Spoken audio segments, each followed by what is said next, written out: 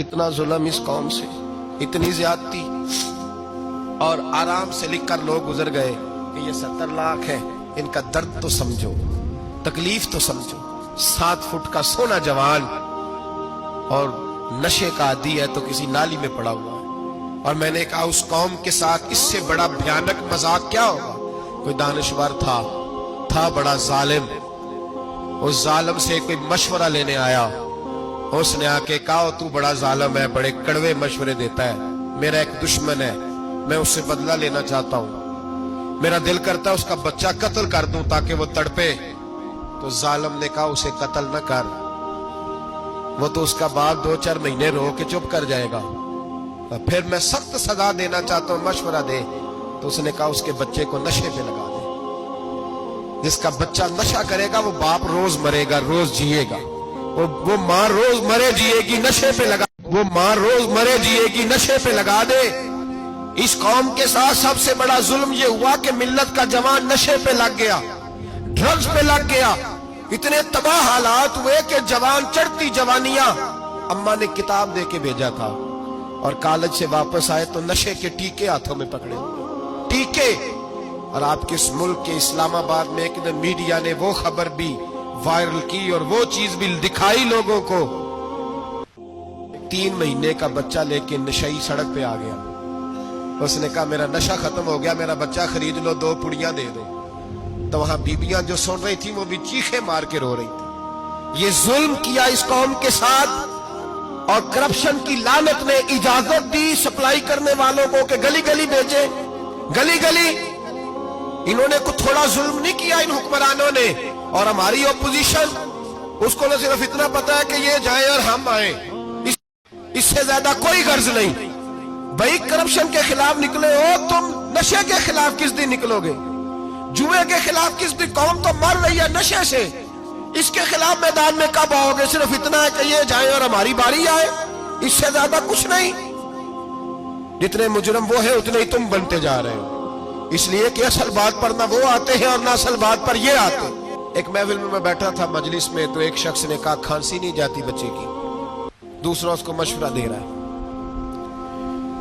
کھانسی نہیں جاتی، بڑی دوائی دیسی بھی فلاں بھی بڑی کھائی، مشورہ دیا اس کو کہ تو اس طرح کر، اس کو نا شراب کے 2-4 چمچے پلاؤ، کہتے ہیں جی اس کو نا یہ پلاؤ تو صحیح ہو جائے گی۔ تو میں نے پلٹ کے اس کی طرف دیکھا، میں نے کہا کوئی عقل کر، کیا مشورہ کر؟ مولانا میرا تجربہ ہے۔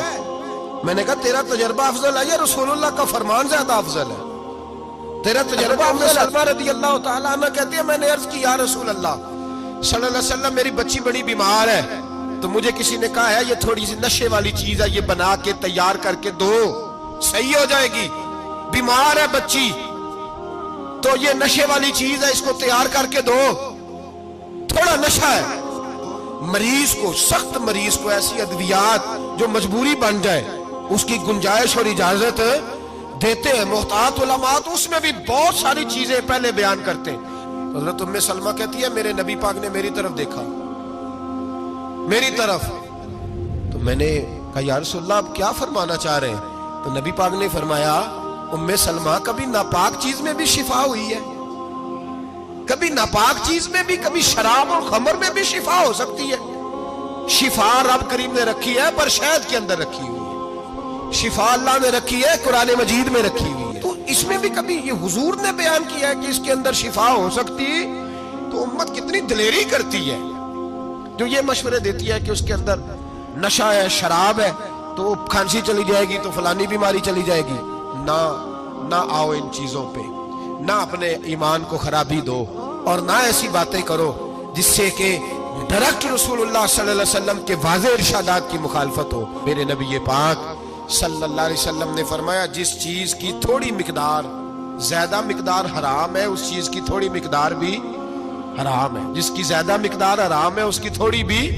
تو خمر اور شراب اگر فل پینا جائز نہیں تو تھوڑی پینا بھی جائز، یہ حرام ہے اور حرام تھی اور قیامت تک حرام ہی رہے گی۔ میرے نبی پاک صلی اللہ علیہ وسلم نے منع کیا اور حضور نے اظہار ناپسندیدگی فرمایا، فرمایا 40 دن تو عبادت ہی قبول نہیں ہوتی شراب پینے والے جب تک سچی توبہ نہ کرے۔ ایک دن صحابہ بیٹھے تھے سارے، حضرت ابو بکر صدیق بھی تھے، فاروق اعظم بھی تھے، عثمان غنی بھی تھے، ڈھیر ساری تعداد تھی صحابہ کی، سارے تشریف فرما تھے۔ حضرت عبداللہ ابن عمر رضی اللہ تعالیٰ عنہ حدیث کے راوی ہیں، اور آتے صحابہ نہ بات کر رہے تھے، اور بات یہ کر رہے تھے کہ یار لوگوں کو گناہوں سے کیسے روکا جائے۔ گفتگو ہو رہی تھی تو اب آپس میں بات ہونے لگی کہ کون سا گناہ زیادہ برا ہے جس پر سب سے پہلے کام کیا جائے۔ دور ایک صحابی بیٹھے تھے، ان کا نام تھا عبداللہ ابن عمر، ایک عبداللہ بن عمر ہے اور ایک عبداللہ ابن عمر ہے۔ حضرت عبداللہ ابن عمر دور بیٹھے تھے، بڑے سمجھدار سیانے باریک بین آدمی تھے۔ تو حضرت عمر فاروق اپنے بیٹے سے کہنے لگے جا عبداللہ ابن عمر سے پوچھ کے آ کہ سب سے سخت گناہ کون سا ہے، پوچھ کے آ کہ سخت گناہ کون سا ہے۔ عبداللہ بن عمر رضی اللہ تعالیٰ عنہ کی خدمت میں جب عبداللہ ابن عمر گئے تو جا کے کہنے لگے کہ صحابہ پوچھتے ہیں کہ آپ نے زیادہ وقت گزارا ہے نبی رحمت صلی اللہ علیہ وسلم کے پاس، تو بتلائیے برا گناہ کون سا ہے، سب سے سخت گناہ، تاکہ سب سے پہلے اس پر پابندی لگائی جائے، اس پر محنت کی جائے۔ تو حضرت عبداللہ ابن عمر کہنے لگے صحابہ کو جا کے بتا دو کہ سب سے برا گناہ شراب پینا ہے، سب سے برا گناہ، اور یہ ام الخبائث ہے، برائیوں کی جڑ ہے، گناہوں کی ماں ہے، یہ بنیاد ہے، باقی گناہ اسی سے شروع ہوتے ہیں۔ کہتے ہیں میں نے آ کے بتایا تو حضرت ابو بکر صدیق رضی اللہ تعالیٰ عنہ سیدنا فاروق اعظم کہنے لگے خود جاتے ہیں، ان کے پاس خود جاتے ہیں، چونکہ ہم نے بات سننی ہے ہم خود جاتے ہیں اور ان سے جا کر کے سوال کرتے ہیں کہ اگر آپ کو اس تفصیل کا پتہ ہے نا تو اس کے پیچھے بھی کوئی تفصیل ہوگی جو میرے نبی پاک نے بیان کی ہوگی صلی اللہ تعالی علیہ وسلم، اس تفصیل کا بھی